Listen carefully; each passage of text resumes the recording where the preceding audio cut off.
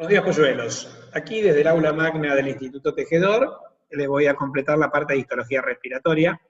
En la primera clase habíamos dado las vías aéreas superiores, ahora vamos a desarrollar la histología de las inferiores, con lo cual, o para lo cual, vamos a ver este PowerPoint que les preparé. Bueno, entonces, veamos. Trato respiratorio, histología, segunda parte, gentileza del Instituto Tejedor. Las vías aéreas inferiores. Recuerden que para la histología, nosotros estamos hablando de histología, y según el HistoKit, el límite es la orofaringe, ¿sí? La anatomía es diferente, entonces, nosotros vamos a incluir entre las vías aéreas inferiores a la laringe. La laringe presenta un solo tipo de músculo, que es de tipo estriado esquelético, que son los músculos laringeos, inervados por el neumogástrico, el décimo par craneal. Dos tipos de cartílagos. Los mayores o primarios, como el tiroides, el cricoides, el aritenoides, son de tipo hialino, como los cartílagos que vamos a ver desde la tráquea hacia los bronquios principales. Pero después hay una serie de cartílagos menores o secundarios de tipo elástico, como los corniculados de Santorini, como el epiglótico. Entonces, tiene dos tipos de cartílagos, hialinos y elásticos. Y finalmente tiene una mucosa con tres tipos de epitelio. Estratificado plano en las zonas de fricción, como las cuerdas vocales inferiores o verdaderas, o como el cartílago epiglótico, biseriado, o sea, de dos capas en las cuerdas vocales superiores o falsas, y de tipo respiratorio en el resto, pseudoestratificado, cilíndrico ciliado con células caliciformes. Bueno, al modo, lo que vemos es lo siguiente. Acá vemos, por ejemplo, estas son las cuerdas vocales superiores, estas son las cuerdas vocales inferiores, la glotis, la epiglotis, músculo estriado esquelético. Fíjense el epitelio de las cuerdas vocales inferiores, que es estratificado plano, es bien gruesito. Y después vamos a ver los cartílagos de la laringe. Los cartílagos, todo esto, este piquito que hace acá se llama ligamento vocal, las cuerdas vocales. Un núcleo fibroso controlado por los músculos estriados esqueléticos. Los cartílagos elásticos se pueden tener con orseína y tienen la siguiente característica. Describo los elásticos acá y los hialinos con tráquea. El cartílago elástico, bueno, tiene su pericóndilo, tiene condrocitos en lagunas o condroplastos grandes, se ven muy grandes. Los grupos isogénicos, recuerden que el cartílago tiene grupos isogénicos axiles y coronarios, se ven irregulares acá, no se reconocen grupos isogénicos axiles ni coronarios, y además la sustancia intercelular, la matriz, la sustancia forme de la sustancia intercelular, tiene fibras elásticas. Estas fibras elásticas se pueden tener, como en este caso, de marrón con orseína. En realidad la orseína es algo así como un pardo rojizo. Se describe como marrón, pero por ejemplo acá se está viendo medio rojizo, ¿entienden? En este preparado. Pero es bastante característico, es el cartílago elástico de la laringe. Bueno, ¿cuáles son las funciones de la laringe que vamos a profundizar en fisiología? La conducción del aire, necesariamente debe pasar por la laringe hacia y desde las vías inferiores, la inspiración-expiración. Después la laringe es el órgano fonatorio, es decir, ¿qué quiere decir fonación? Emisión de la voz. No tiene que ver con el habla. El habla es un fenómeno más complejo que implica la emisión de la voz, la articulación de la palabra, bueno, por la estructura de la cavidad bucal, la amplificación del sonido por la caja de resonancia que representa el tórax y las cavidades de resonancia de la cabeza, como los senos paranasales. Pero bueno, la laringe es la encargada de emitir la voz. Esto lo hace por las cuerdas vocales inferiores o verdaderas, que están controladas por los músculos estriados esqueléticos laringeos, que están inervados por el décimo par, que es el neumogástrico o vago. Bueno, eso lo vamos a ver en fisiología. Bien, seguimos descendiendo, vamos a la tráquea y al bronquio fuente. Se describen juntos, porque si bien anatómicamente se pueden diferenciar, histológicamente no se pueden diferenciar. Son superponibles histológicamente, según los libros de histología. Una pared que está formada por 4 o 5 túnicas, de acuerdo a si considerás o no a la lámina elástica como una túnica o como parte de la mucosa, ¿de acuerdo? Esto depende del libro. Si no considerás a la lámina elástica como parte de la mucosa, tenemos una mucosa que tiene un epitelio respiratorio de tipo pseudoestratificado, cilíndrico ciliado, o biseriado, cilíndrico ciliado, con células caliciformes, un corion o lámina propia de tejido conectivo laxo. Después hay una lámina elástica que tiene tejido conectivo denso con fibras elásticas, que como les dije anteriormente, algunos autores la ponen como parte de la mucosa.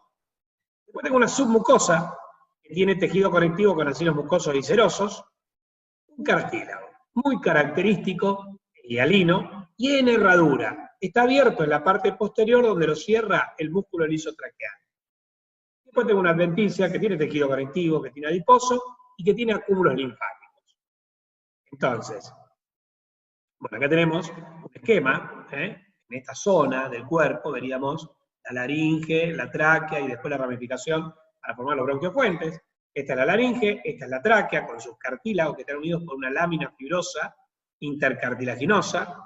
Después, a nivel de la carina se ramifica formando los bronquiofuentes o primarios o extrapulmonares, que una vez que ingresen a cada uno de los pulmones, se van a dividir en bronquios secundarios o lobales, etc. Pero ahora vamos a hablar de la tráquea y del bronquiofuente. Entonces, la pared de la tráquea, decíamos, tiene las siguientes capas. Acá no vemos la lámina elástica, vemos una mucosa, una submucosa, después el cartílago y la adventicia. Y el cartílago característicamente tiene una forma de herradura, y en la parte posterior, donde está abierto, el músculo lisotraqueal lo cierra, digamos. Une los bordes libres del cartílago hialino en la herradura. Esto de todas maneras es un esquema.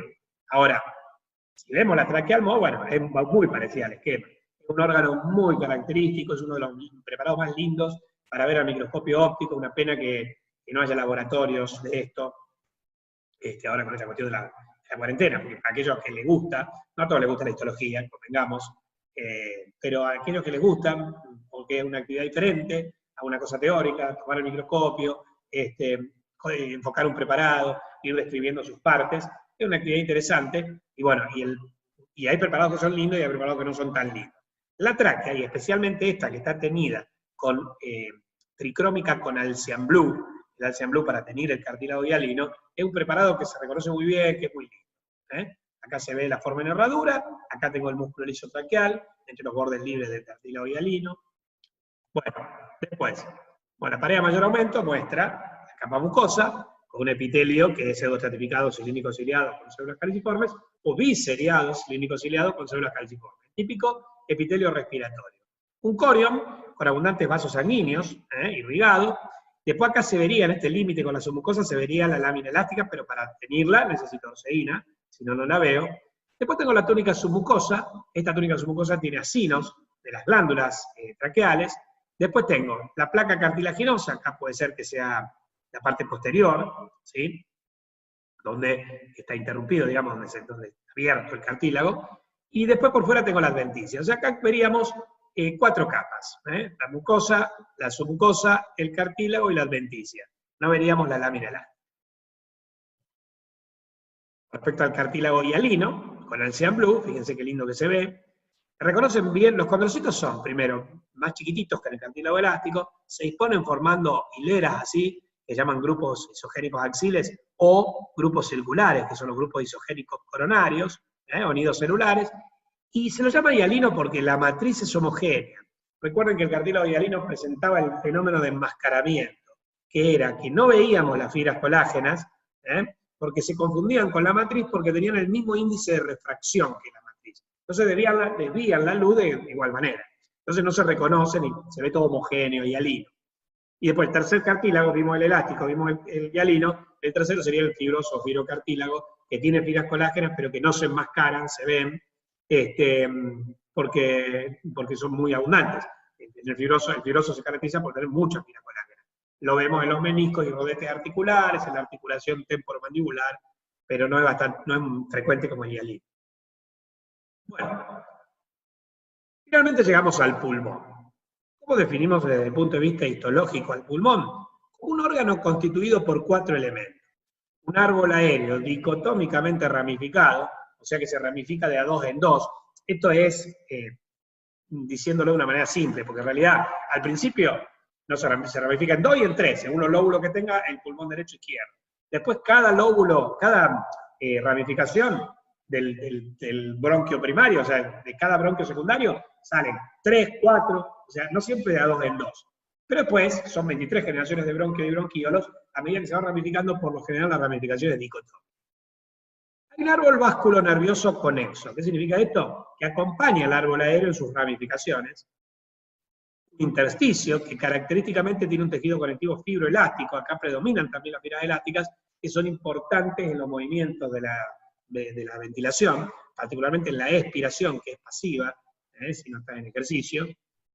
Después tiene un revestimiento seroso, que son las pleuras, y que a diferencia del pericardio y del peritoneo, las otras membranas serosas, acá son esenciales para la función, ¿sí? Porque entre ambas hojas, te lo vamos a ver en fisiología, la pleura parietal y la pleura visceral, en la que, donde se encuentra la cavidad pleural, la presión es negativa. Y esa presión intrapleural negativa es la que mantiene insuflado al pulmón. Así que, si yo le saco la pleura al pulmón, digamos, la función respiratoria, en los alveolos pulmonares no se podría realizar. Con lo cual, no es una simple membrana de revestimiento. Bueno, vamos a ver cada uno de los elementos. Bueno, acá tienen un esquema del pulmón, explicado por supuesto. Estamos pulmón derecho, pulmón izquierdo. Y bueno, y ahora vamos a ver la estructura segmentaria. Cada pulmón se divide en lóbulos. Cada lóbulo se divide en segmentos. Cada segmento se divide en lobulillos. Cada lobulillo se divide en acinos. Cada acino se divide en unidades bronquiolares respiratorias. Está perfectamente segmentado. Bueno, las primeras tres ramificaciones: pulmón, lóbulos y segmentos. Vos tenés pulmón derecho, pulmón izquierdo, 2 y 3 lóbulos, según el pulmón que estemos considerando, y varios segmentos. Son aproximadamente 8 y 10 segmentos en cada pulmón. Esta lámina está en el apunte, en la parte de anatomía, la van a ver descrita o la van a describir con el FER. Yo no voy a hablar de los distintos lóbulos pulmonares, lo único que quiero decirles es eso. El pulmón derecho tiene, de acuerdo a los lóbulos, tiene 3 lóbulos, uno superior, uno medio y uno inferior. El izquierdo tiene 2 lóbulos, uno superior y uno inferior. Entonces, vos tenés que el bronquio primario se ramifica en 2 bronquios lobares o bronquios secundarios. Pero después, cada bronquio se divide en distintos bronquios terciarios o segmentarios según los segmentos de cada lóbulo. Así, por ejemplo, el bronquio lobular superior del pulmón derecho tiene un segmento apical, un segmento dorsal o posterior, un segmento ventral o anterior. Quiere decir que acá, este bronquio secundario lobar se va a dividir en 3 bronquios segmentarios o terciarios. ¿Entienden? Pero, por ejemplo, en el bronquio, en el lóbulo medio, ¿sí?, del pulmón derecho, hay 2 segmentos, el lateral posterior externo y el medial o anterior interno. Entonces, este bronquio sí se ramifica dicotómicamente. Entonces, la tráquea se ramifica en 2 bronquios primarios o fuentes que alimentan el pulmón.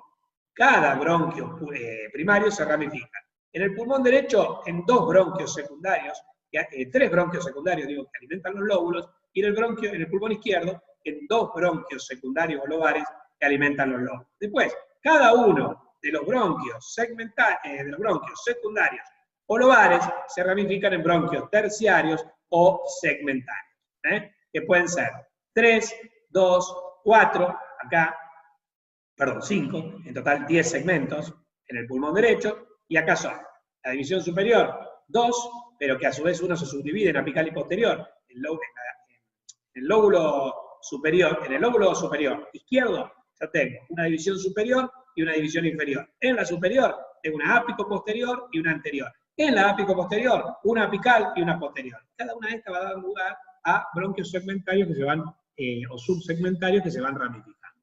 ¿Entienden? Esta es la ramificación, la primera segmentación del pulmón. En pulmón se divide en lóbulos que se dividen en segmentos. Ahora, cada segmento se divide en lobulillos, que se dividen en acinos, que se dividen en unidades bronquiolares respiratorias. Estas son las 3 segmentaciones inferiores, digamos. Entonces, miren, lobulillo pulmonar. Yo tengo en un lóbulo que el bronquio intralobulillar alimenta al lobulillo, que se llama lobulillo de Miller. El lobulillo de Miller tiene forma cónica, con una base que da hacia la periferia del pulmón y un vértice que se abre hacia uno de los bronquiolos que lo alimentan, que son los bronquiolos intralobulillares. Estos se ramifican formando bronquiolos terminales. Ahora vamos a ver los distintos tipos de bronquios y bronquiolos. Y estos bronquiolos terminales alimentan el acino, ¿sí? Dentro del acino, el bronquiolo terminal se divide en bronquiolos respiratorios, y estos bronquiolos respiratorios alimentan a las unidades bronquiolares respiratorias. Quiere decir que, después lo volvemos a ver, pero el bronquio primario alimenta el pulmón y se divide en bronquios secundarios o lobares. Cada bronquio secundario o lobar alimenta un lóbulo y se divide en bronquios terciarios o segmentarios. Cada bronquio terciario o segmentario alimenta un segmento, después se va ramificando porque algunos segmentos a su vez se subdividen en subsegmentos, y en un punto se subdivide formando los bronquiolos intralobulillares que alimentan los lobulillos de Miller. Dentro del lobulillo de Miller, el bronquíolo intralobulillar se divide, se ramifica y forma los bronquíolos terminales que alimentan los acinos. Dentro del acino, el bronquíolo terminal se subdivide y origina los bronquiolos respiratorios que alimentan a las unidades bronquiolares respiratorias, que alimentan a los alveolos. ¿Estamos? Bueno, ahora vamos a describir las características histológicas del árbol aéreo. El árbol aéreo, a ver, ¿cómo lo podemos clasificar? Lo podemos clasificar topográficamente en vías extralobulares e intralobulares, las que están fuera del lobulillo de Miller y las que están dentro del lobulillo. Funcionalmente la podemos dividir en vías de conducción, vías de respiración y mixtas. En las vías de conducción solo hay conducción del aire, pero no hay intercambio de gases. En las vías hematóxicas o de respiración hay intercambio de gases, pero no hay conducción aérea. El aire está como estancado. Mientras que en una vía mixta hay tanto conducción como hematosis. Entonces, desde el punto de vista topográfico, extralobular, intralobular. Desde el punto de vista funcional o fisiológico, de conducción mixta y hematosis. Y desde el punto de vista histológico o morfológico, tenemos las vías de conducción incluyen a los bronquios intrapulmonares que diría con una X, ¿no? Extralobulares, que son los lobares y segmentarios. Después los bronquíolos intralobulares propiamente dichos y los bronquíolos terminales. Después tenemos las vías mixtas, con lo que incluyen los bronquíolos respiratorios de primer y segundo orden, y las vías hematóxicas o respiratorias que incluyen al conducto y al saco alveolar o atrio. Entonces, bronquios intrapulmonares, extralobulares, bronquíolos intralobulares propiamente dichos, bronquíolos terminales, bronquíolos respiratorios de primer y segundo orden, conducto alveolar y saco alveolar son los tipos de bronquios y bronquíolos desde un punto de vista morfológico. Generaciones. Hay 23 generaciones de bronquios y bronquíolos. La tráquea sería la generación 0, digamos, ¿no? Entonces, los bronquios primarios serían los extrapulmonares o fuentes. Estos se dividen en bronquios secundarios, que son los lobares, que se dividen en bronquios terciarios, que abarcan las generaciones 3, 4 hasta las 5. A partir de ahí, entre las 5 y las 16, tengo los bronquíolos intralobulares y terminales. O sea, no es que el bronquio primario da los secundarios, que dan los terciarios, que dan los intralobulares, que dan los terminales, que dan los respiratorios, que dan los conductos alveolares y los sacos alveolares, que serían 8 generaciones. ¿Ah? Por ahí, el bronquio primario da el secundario. Eso es una generación de bronquio primario, una generación de bronquio secundario que dan los terciarios. Ya los terciarios pueden ser 2 o 3 generaciones. Y los bronquiolos intralobulares no es que dan rápidamente terminales, sino que un bronquiolo intralobular se divide en 2 bronquiolos intralobulares que se dividen en 2 bronquiolos intralobulares que se dividen en 2 bronquiolos intralobulares que se dividen en 2 bronquiolos terminales. Que se dividen en 2 bronquiolos terminales, que se dividen en 2 bronquiolos terminales, que se dividen en 2 bronquiolos terminales. O sea, de la quinta a la decimosexta, estamos hablando de 11 generaciones, involucra bronquiolos intralobulares y terminales. Esto después da los respiratorios de primer y segundo orden, que son 3 generaciones, 17, 18 y 19, y esto después terminan dando los conductos alveolares, que son 3 generaciones, la 20, 21 y 22, que después terminan dando los alveolos, que es la última generación, o generación 23.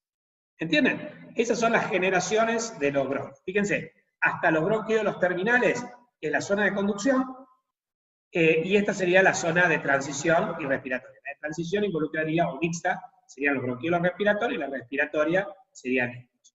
Y de acá para arriba sería extralobular, de acá para abajo sería intra. Entonces, resumiendo, topográficamente se divide en bronquios extralobulares, que llegan hasta la generación 4, y bronquios y bronquíolos intralobulares, que van de la 5 a la 23.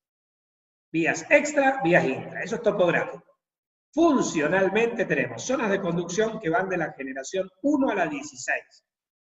Zona mixta que va de la 17 a la 19, y zona hematóxica o respiratoria que va de la 20 a la 23. Bueno, y después morfológicamente tengo los distintos tipos. El bronquio extrapulmonar, intrapulmonar, extralobular, que son los lobares y los segmentarios.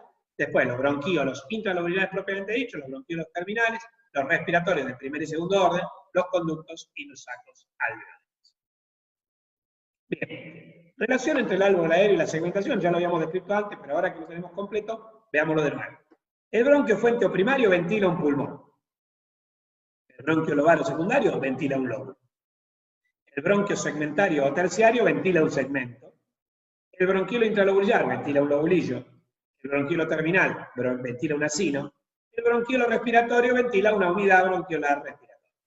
¿Entienden? Hay una relación entre el tipo de bronquio o bronquiolo y el tipo de estructura segmentaria pulmonar. Bueno, ahora lo que nos toca es analizar cada uno de los bronquios y bronquiolos desde el punto de vista histológico. Esto es bastante plomo y borroso. Al microscopio se reconocen re bien, porque vos tenés que destacar un dato que te permite razonar qué bronquio o bronquiolo es. Un detalle. Miren. El extralobular o interlobular, acá está bien con X, extra o interlobular, bien. Una pared no alveolizada, porque es una vía de conducción. Una luz no festoneada, ya van a ver después qué quiere decir esto.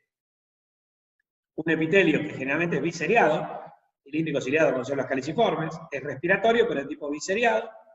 Un corion de tejido conectivo laxo, un músculo liso de Reisensen, que es relativamente delgado en relación a la luz, una submucosa que tiene tejido conectivo y acinos, y acá está el detalle que me permite ubicar a este bronquio en un preparado de pulmón. Tiene cartílago hialino en placas. En realidad el cartílago es helicoidal, pero yo cuando hago el corte histológico lo agarro acá, lo agarro cuando pega la vueltita, lo agarro cuando pega la vueltita. Piensen en los cortes histológicos bidimensionales. Entonces yo lo veo en placas separadas. Es un mismo cartílago que recorre el bronquio en forma helicoidal. Es diferente al de la tráquea, que era un cartílago único en herradura, ¿sí? Acá es, digamos que eran varios cartílagos en herradura unidos por láminas fibrosas. Acá es un único cartílago que lo va recorriendo en forma helicoidal. Ahora, lo que les decía, en un preparado de pulmón, el docente te dice, identificame un bronquio extralobular, andá y busca uno que tenga cartílago, es el único que tiene cartílago. Bueno, y después del cartílago tiene la adventicia de tejido conectivo más linfático. Acá tenemos la imagen, ¿ven? Tiene, bueno, la pared, el epitelio, el corion, músculo liso relativamente delgado en relación a la luz, en parte, por el hecho que tiene cartílago, y en parte porque el músculo es muy delgado en relación a la luz, este bronquio no puede hacer broncoconstricción significativa. El proceso de broncoconstricción fisiológico para modificar, para aumentar la resistencia de la vía aérea, o la broncodilatación para disminuir la resistencia, comienza en los bronquiolos. Vamos a ver ahora. Bueno, y miren, una placa cartilaginosa, otra placa cartilaginosa, otra, ¿entienden? Son todos bronquios separados. Ahora bien, si fuesen así realmente en placas, no cumpliría una función de mantener abierta la vía aérea. Tranquilamente se podría colapsar, pero en realidad un mismo cartílago que rodea yo lo veo en placas. Entonces no se puede colapsar esta vía, gracias a la presencia de cartílago. Bueno, ahora, ese cuadradito, este cuadradito acá, ampliado, te va a mostrar la placa cartilaginosa, que es esta, aparentemente separada de esta placa cartilaginosa, pero como decía, es un músculo continuo, es un cartílago continuo. Acá tiene el músculo liso, acá tiene el epitelio, biseriado con el corio. Bueno, esta es la estructura del bronquio extralobular. El intralobular tiene pared no alveolizada, porque pertenece a la vía de conducción. Tiene luz festoneada por pliegues mucosos, o sea, la luz está toda como si fuera plegada, son pliegues mucosos. Y un epitelio que ya se hace simple, cilíndrico ciliado con células caliciformes, un corion de tejido conectivo laxo, un músculo liso que ahora es relativamente grueso en relación a la luz. Entonces, este bronquíolo sí puede contraerse, o sea, sí puede achicarse, puede producir por contracción del músculo una broncoconstricción o por relajación del músculo una broncodilatación para modificar la resistencia de las vías aéreas. Y después tiene una adventicia, carece de cartílago. Entonces yo, al microscopio, veo esto. Yo tengo que buscar en el preparado histológico un bronquíolo que tenga la luz, ¿ven? Así, festoneada por pliegues mucosos, muy característico de este bronquíolo, y un músculo liso que es grueso. Si este músculo liso se contrae en relación a esta luz, va a producir la broncoconstricción. Aquí todavía hay células caliciformes. Entonces, en este bronquíolo ocurre el problema, digamos, la problemática del asmático, del alérgico, que puede llegar a producir una broncoconstricción muy significativa con una enfermedad de patrón obstructivo, con obstrucción de las vías aéreas cuando esta broncoconstricción es significativa. ¿Esto es por qué? Porque todavía tiene moco, acá en la luz, porque tiene células caliciformes, y el músculo liso es grueso. Si el músculo liso se contrae, ¿no? O sea, si un alérgeno, por ejemplo el ácaro del polvo o a cualquier otro alérgeno al cual el asmático es alérgico, valga la redundancia, entonces, si tiene contacto con el alérgeno y desencadena una reacción inflamatoria del epitelio, el epitelio segrega moco, y el moco, con su viscosidad, sumado a una broncoconstricción, a una contracción del músculo liso, va a producir una broncoconstricción que puede obstruir la luz. En cambio, el próximo bronquiolo, que es el terminal, tiene pared no alveolizada, la luz es irregular, pero no es festoneada, y el epitelio es simple, cilíndrico ciliado, pero con células de clara.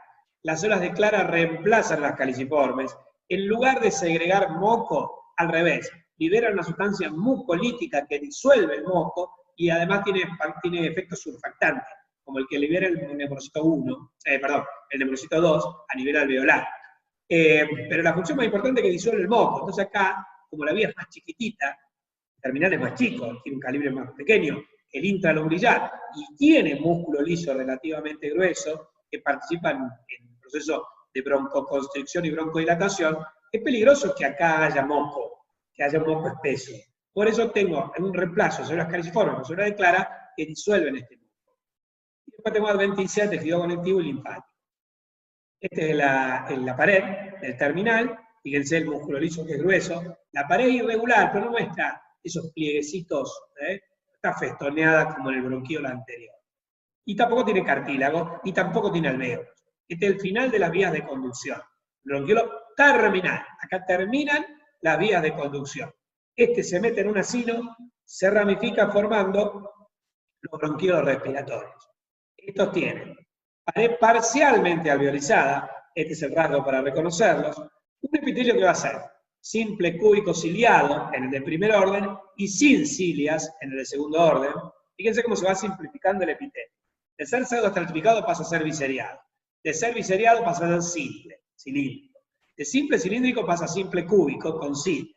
De simple cúbico con cilias pasa a simple cúbico sin cilias, y después ya en el alvéolo, en los conductos isacalveolares, se hace simple plano. O sea, se va haciendo cada vez más chiquitito. Bueno, más simple. Y tiene todavía células de clara. Este tampoco no tiene que segregar moco. Tiene un coreo en el tejido conectivo laxo con músculo liso acá escaso. Y tiene adventicia. Bueno, este es un bronquiolo de la pared, un bronquiolo respiratorio del corte transversal. Este sería, fíjense, pared continua, pared alveolizada. Continua, alveolizada. Continua, alveolizada, continua. O sea que la pared es parcialmente alveolizada. Alterna sectores continuos con sectores que parecen rotos, como si fuese una habitación que sale de un hall principal. Esta habitación es un alvéolo, la pared está parcialmente alveolizada. En un corte longitudinal lo veríamos así. Este es un bronquiolo terminal, se está ramificando en respiratorios, la pared del terminal es totalmente continua, pero la del respiratorio es continua, alveolizada, continua, alveolizada, continua, alveolizada. O sea, es una pared parcialmente alveolizada. Después tengo el conducto alveolar. Ya tiene pared totalmente alveolizada, tiene una disposición tubular alargada, ya el epitelio es simple plano, tiene coreo conectivo con músculo liso escaso. Este es el conducto alveolar, y estos son los atrios o sacos alveolares donde termina el conducto alveolar. Fíjense que la pared es totalmente alveolizada, con un epitelio plano. No tenemos más esos sectores alternantes de pared con músculo, con un epitelio cúbico.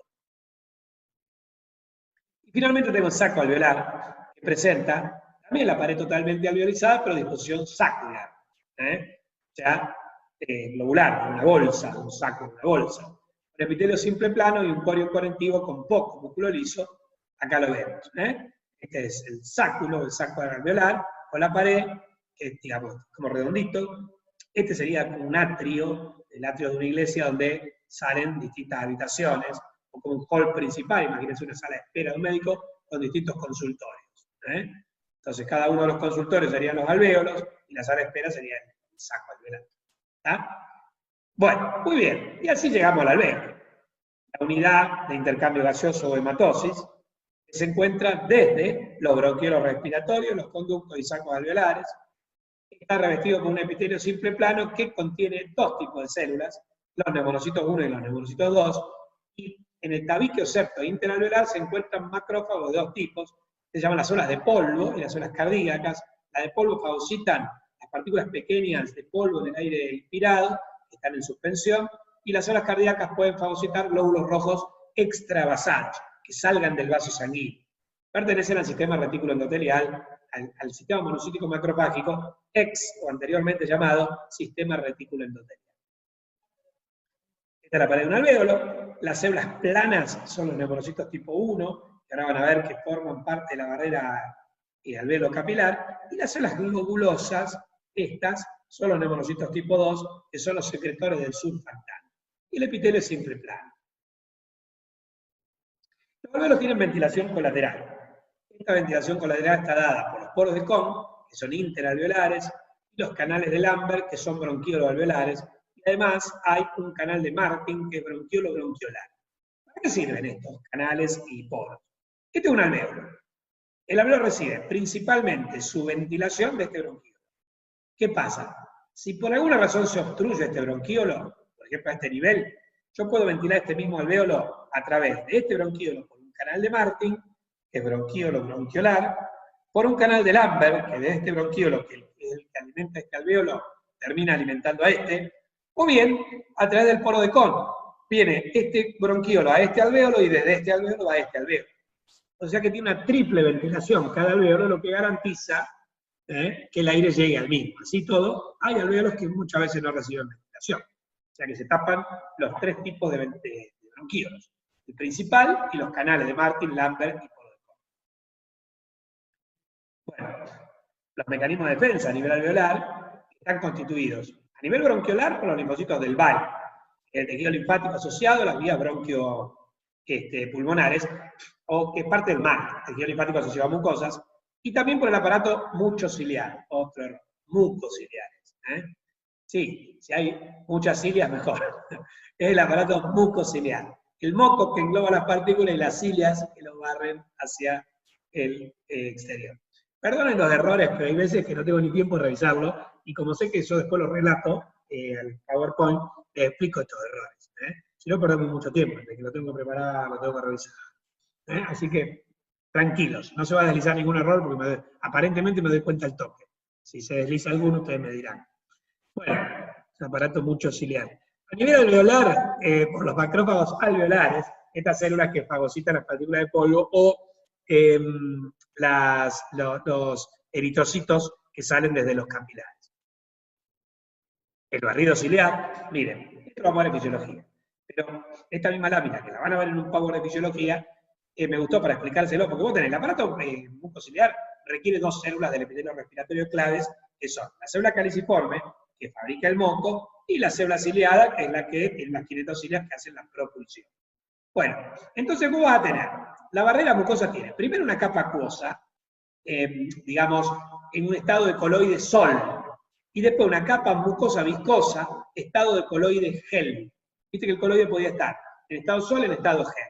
Este es más líquido, porque esto permite el movimiento de las kinetocilias, y esto es más viscoso para que los microbios, o sea, las partículas, etcétera, queden englobadas. Entonces, las cilias se mueven con un ritmo que se llama metacrónico. Tiene una fase rápida de sacudida y una fase lenta de recuperación. Entonces, esto desplaza el moco en forma unidireccional, en el sentido de la fase rápida propulsiva. ¿Estamos? Golpe de propulsión, golpe de recuperación. Golpe de propulsión, golpe de recuperación. Y así el moco va pasando de célula a célula.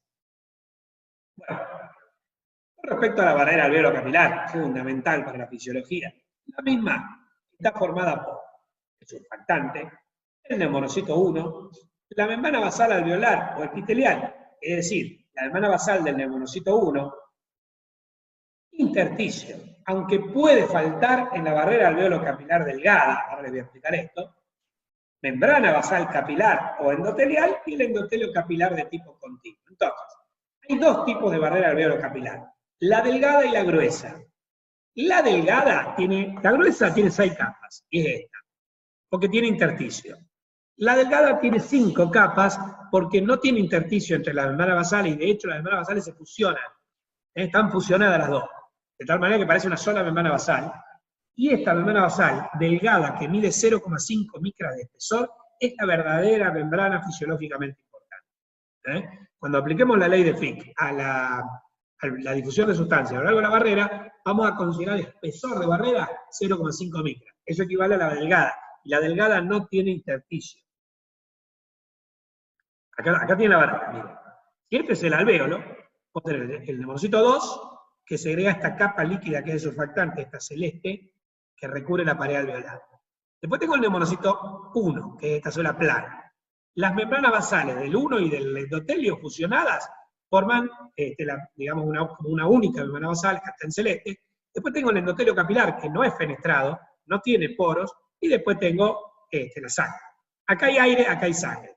El oxígeno, para pasar de la luz alveolar al interior del capilar, tiene que atravesar surfactante, neumonocito 1, la membrana basal del neumonocito 1 y del endotelio capilar, y después llega a la sangre. El dióxido de carbono atraviesa la barrera al revés. Es una barrera de flujo bidireccional. La atraviesa primero el endotelio, después las membranas basales, después el neumonocito 1 y después el surfactante, y arriba la pared alveolar. Esta barrera alveolo-capilar, ALMEC, miren, se ve re bien, este es un eritrocito, un glóbulo rojo. Este es el endotelio, acá se ven las membranas basales fusionadas, este es el neumonocito 1, y bueno, y acá estaría la luz alveolar. Es muy delgadita. ¿Sí? Bueno, decíamos que el pulmón aparte, recién terminamos el árbol aéreo, no se preocupen que los otros 3 componentes no requieren tanto desarrollo. Prácticamente hablar del pulmón es hablar del árbol aéreo y de los alvéolos, desde el punto de vista histológico. Con respecto a las circulaciones, el pulmón tiene 2 circulaciones, nutricia y funcional, que sufren mezcla por anastomosis. La nutricia está dada por la arteria bronquial, lleva sangre oxigenada, se capilariza a nivel bronquiolar, y sus capilares son de tipo fenestrado. Esta sangre proviene del corazón izquierdo, ¿sí? Del ventrículo izquierdo. En cambio, la funcional está dada por la arteria pulmonar, lleva sangre carboxigenada, se capilariza a nivel alveolar, y sus capilares son de tipo continuo. Esta sangre proviene del ventrículo derecho, ¿ok? Y decíamos que hay cierto grado de anastomosis a nivel bronquiolar y después por el sistema de las ácidos. Lo van a ver en anatomía. Ambas circulaciones se mezclan, esto se llama cortocircuito, fundamentalmente a nivel bronquiolar. La bronquial representa el 2% de todo el flujo pulmonar, y la pulmonar representa el 98% del flujo pulmonar. Acá tenemos un esquema, esta es la arteria pulmonar, esta es la arteria bronquial, ¿sí? Y esto es un bronquio. La arteria bronquial se capilariza a nivel del bronquio, mientras que la pulmonar se capilariza a nivel alveolar. Y de los alvéolos surge la vena pulmonar. Fíjense que la vena pulmonar lleva sangre oxigenada como la arteria bronquial. Por eso acá están dibujadas en rojo. Mientras que la arteria pulmonar lleva sangre carboxigenada como la vena bronquial, como si fuese una vena sistémica. Acá en verde tengo los linfáticos, que en el pulmón son muy importantes. Es todo un capítulo no en histología, pero sí en fisiología y en anatomía. En anatomía van a tener que ver los linfáticos del pulmón. Y en fisiología vamos a ver que los linfáticos son fundamentales para eliminar, por ejemplo, el líquido que se acumula en el interior del espacio pleural y mantener la presión negativa intrapleural, que es esencial para mantener los alvéolos insuflados. Bueno, y también hay nervios que digamos, no llegan hasta el alvéolo, van a nivel bronquiolar, que son los nervios bronquiomotores. Los que, fundamentalmente, del sistema nervioso autónomo simpático, cuya descarga de catecolaminas, uniéndose a receptores de tipo beta, producen broncodilatación, disminución de la resistencia a nivel bronquiolar y aumento de la ventilación. Por ejemplo, en ejercicio, cuando se descargan las catecolaminas porque estás en ejercicio. Bueno, el intersticio pulmonar, tercer componente del pulmón, es rico en fibras elásticas, su distensibilidad permite la inspiración, pero su elasticidad favorece los movimientos pasivos de la expiración. Representa este intersticio 1/3 de las fuerzas de retroceso elástico del pulmón, porque 2/3 responden a la tensión superficial dada por el surfactante. Bueno, finalmente tengo el revestimiento seroso. Dado por la pleura, tiene una hoja parietal y una hoja visceral, la parietal está adherida a la caja torácica, está formada por un submesotelio de tejido conectivo y un mesotelio, que es un epitelio simple plano, y la pleura visceral, que está adherida al parénquima pulmonar, que está formada por un submesotelio, que es un tejido conectivo, y mesotelio, que es un epitelio simple plano, y después un espacio cavidad pleural, que contiene una escasa cantidad de líquido seroso. A las membranas serosas se las llama membranas serosas porque segregan un líquido seroso. Y al líquido seroso se lo llama seroso porque es parecido al suero de la sangre. La sangre tiene elemento fibrado y plasma. Le saco el elemento fibrado, me queda el plasma. El plasma tiene proteínas y un sistema coloidal que son estos cristaloides, como glúcido, etc. Si le saco las proteínas, me queda el suero. Ese suero, ese líquido seroso, es el que encontramos en la pleura, el pericardio, el peritoneo, por ultrafiltración de la sangre. ¿Sí?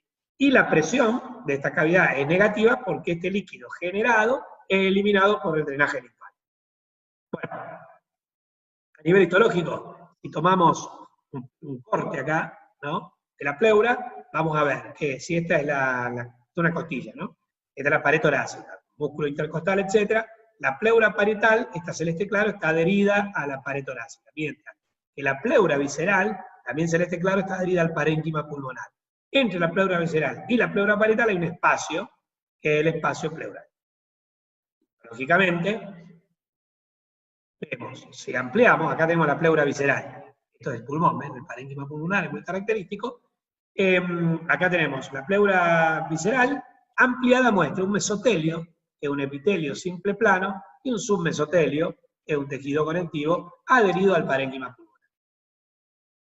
Queridos, esto es todo. Acá tienen la bibliografía, Génesis, Ross, Sobota, el Gardner-Hyde, que es un lindo libro de histología, el Weather-Burkitt-Daniels, de donde saqué varios de las láminas, de las fotos, de un atlas de histología. Con esto terminamos histología del pulmón.